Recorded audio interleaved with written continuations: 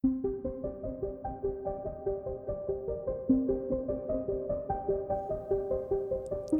everybody, welcome to the studio today. When I go through my stack of papers I've collected over the couple of years that I've been a watercolor artist, one thing remains clear. The ones that were a little bit more expensive are absolutely worth every penny.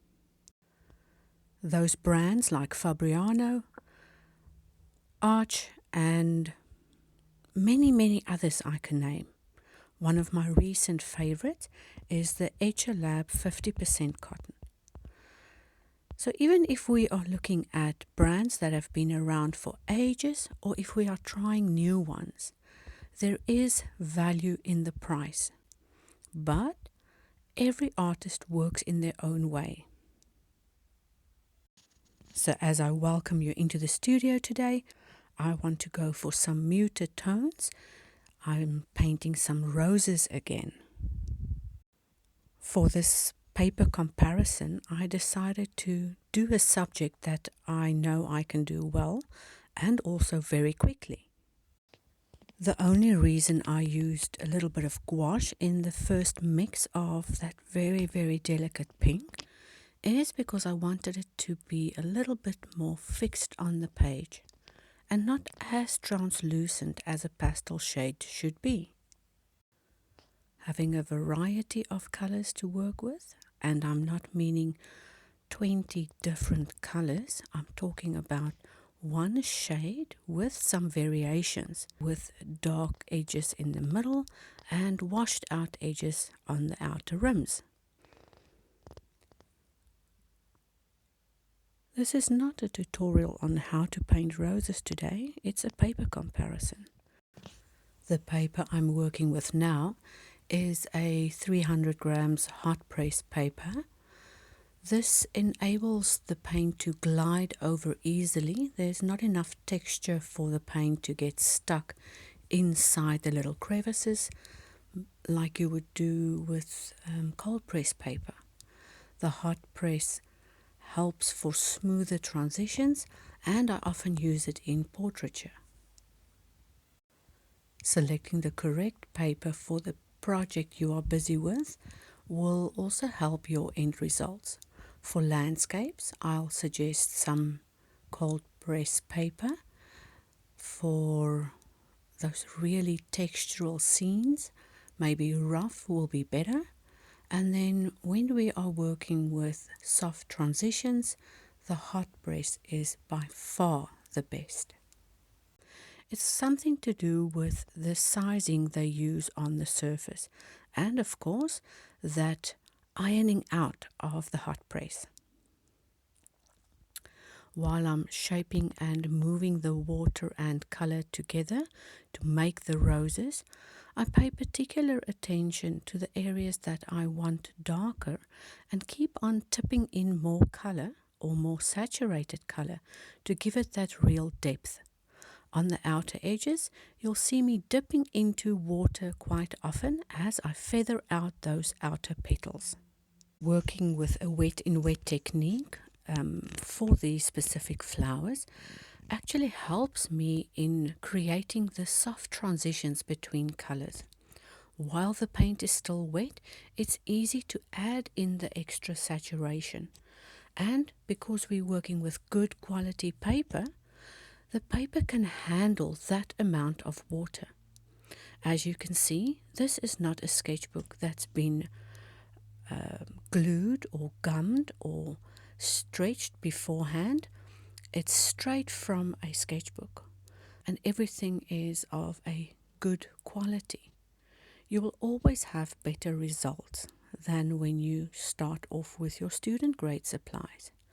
It's often very frustrating for students to get better at their craft simply because they don't evolve away from the sketchbooks and the watercolor supplies and instead get stuck there and keep on thinking that they should continue using student grade. And there's nothing wrong with student grade, it's just not something I prefer. From the very start, if I didn't have the correct paper, I would not start a project, because I want my paintings to look good, even if I'm trying, even if I'm learning. I wanted to see if I could get better with the right paper. But I have to add that I have used several different types of papers with success, simply because I learned how to control my watercolor and how to control the water on good quality paper. You know the old saying, once you know the rules, you will know how to bend them.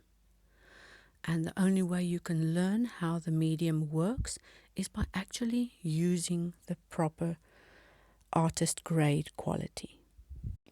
As the different layers start drying up and I add more color into this particular rose, you can see that the edges aren't as soft anymore, but it still has a hard edge on the dry area of the rose near the center and a very soft transition into the wetter areas.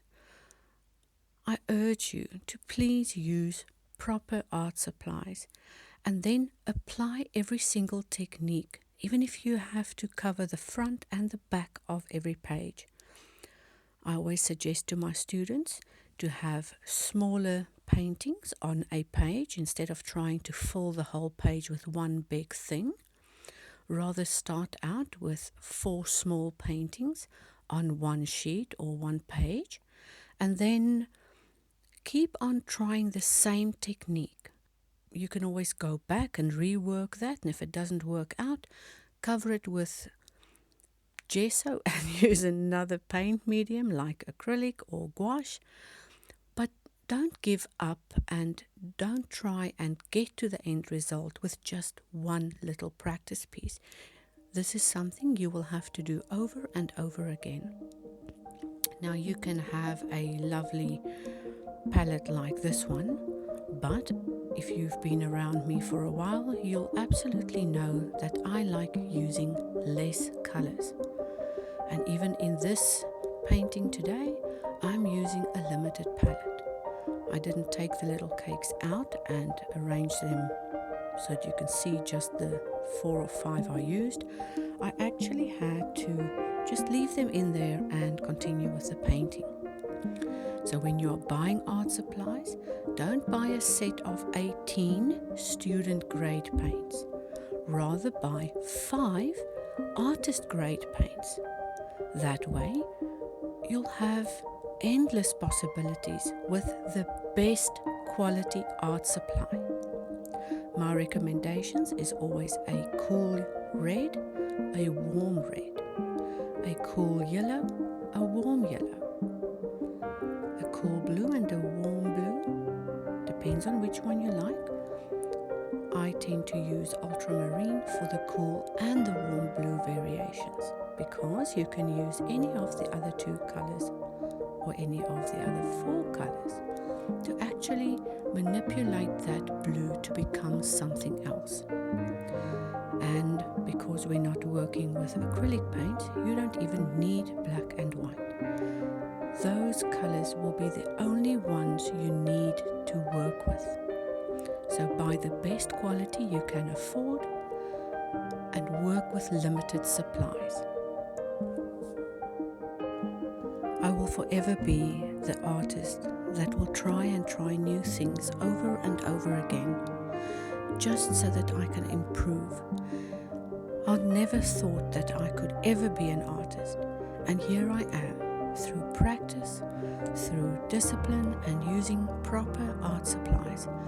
I have proved that you can be an artist when you use your tools and your knowledge in the best way possible.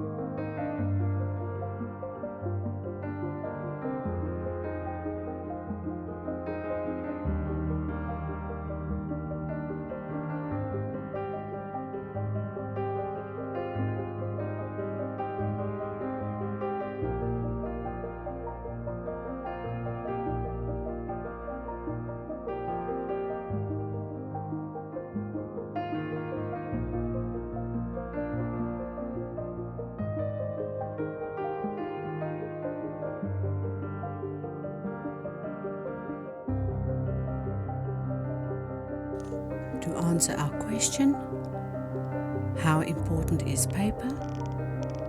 It is very important. And when you buy your proper paper, best paintbrushes, and those limited palette colors, you are sure to have a winning recipe. Never skimp on your art supplies and keep on practicing, friends. I'll see you in the next watercolor demo and meet me in the studio session. And until then, happy painting. See you later. Bye.